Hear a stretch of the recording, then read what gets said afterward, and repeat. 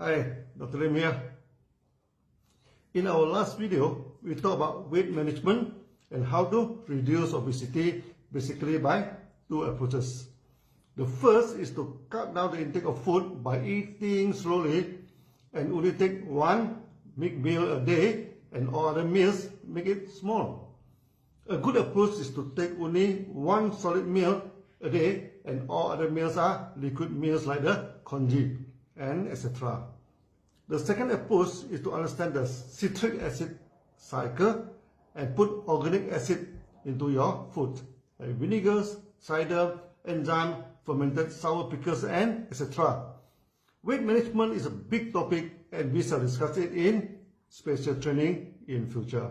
Today, we come into another important topic, how to maintain vitality and full energy in our day-to-day life. In the modern world and society, it has been found that fatigue is a serious health problem that includes physical fatigue and mental fatigue.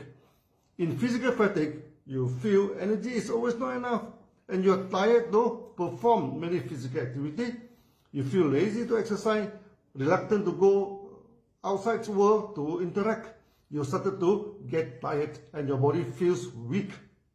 For mental fatigue, you always feel lazy to act, depressed and mentally tired. You do not want to try anything new in your approach. You have bipolar emotion. In one moment, you burst into anger and become aggressive. The next moment, you feel apologetic and withdrawn. The percentage of physical fatigue and mental fatigue is very high in modern society. About 20 to 25% of people suffer the problem. The rest suffer it once in a while. Fatigue and depression has become part of our life, and many people started to accept it as something normal. Yet, it is not normal at all. We should be able to work tirelessly for 8 hours, enjoy ourselves in recreation for 8 hours, and rest well for 8 hours. But many people are tired of their work. Before the end of the day, they lost appetite to do something interesting in life and they lost good sleep. If you can handle this problem well, you can handle the market well. Just as an sideline, nowadays many people are interested in aphrodisiacs to boost the ability in sex performance. It is actually a vitality problem too. To combat fatigue, basically there are two approaches, a replacement approach and a regenerative approach. In a replacement approach, people consume hormones or some stimulant to stimulate their body.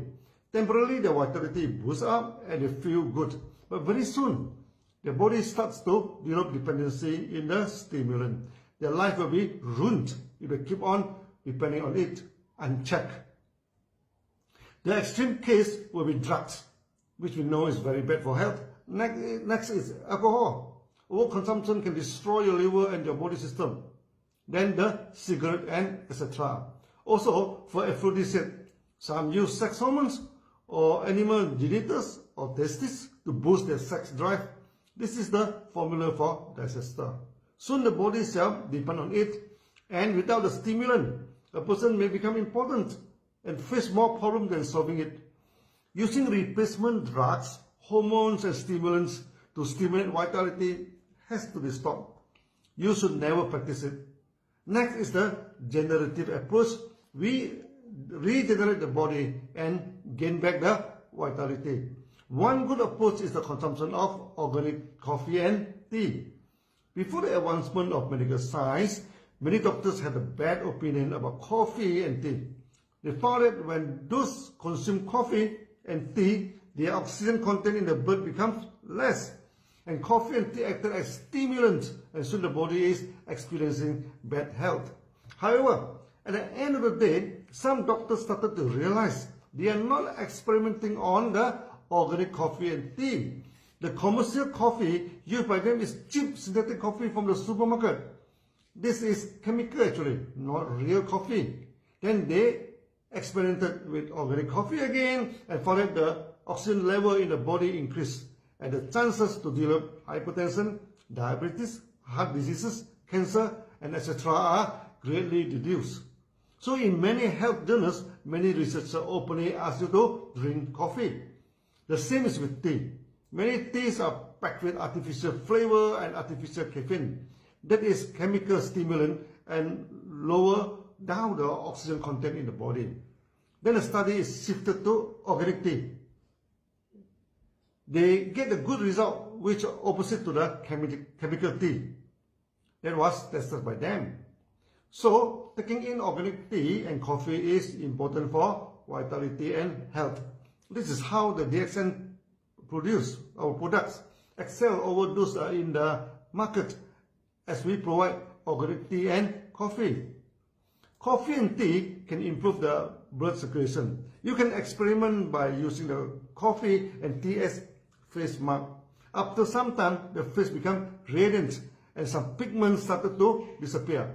Pigmentation is a deposit of toxin actually, but the application of coffee and tea make the circulation of the small blood vessels become better and flush out the toxin. So drinking good coffee and tea is a good way to manage the vitality of your body. It improves the circulation and oxygen content in the blood. Many times we can mix some good food and drink into the coffee and tea, like our 4-1-1-1 formula, mixing raw egg, honey, ganoderma, and etc. Nowadays, many members mix ganoderma powder, spirulina, cordyceps, and etc. into the coffee and cocktail the self-formulated energy drink. Other than coffee and tea, good organic acid is important for your vitality. Our moringa and codipine, Dxn vinaigrette and roselle drinks and etc. are rich in organic acid, which helps to complete the burning of food and give you good energy. Taking of RGL, spirulina, moringa and etc. provide a lot of nutrients into the food and reduce the burden on the organs, thus relieving the function, and a lot of energy is released from the organs and make you energetic. Many people after taking RGL and spirulina become very energetic, and they are worried we put in stimulant. Such worry is unfounded. Our products are organic products, so no stimulant in it. Athletics can take it and always pass the drug test. The organ in our body use up at least 70% of our energy. If we can relieve the work of the organs, a lot of energy is released out. One of the main reasons the organs are overworked is due to malnutrition. The food we are taking is very restricted in variety. To diversify your food is very important for the vitality of the body. It is not easy to diversify your food by means of meat intake. So the intake of veggies, beans, grains, spices and herbs are important. The essence in the process of getting into day-to-day food productions. We will produce organic meals that you can take day to day.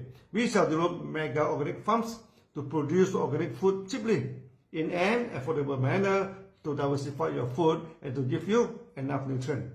In Malaysia, we already experiment on providing fresh vegetable logs using a small hanging garden where members can grow their own fresh mushroom at home. The same is for veggie and herbs too.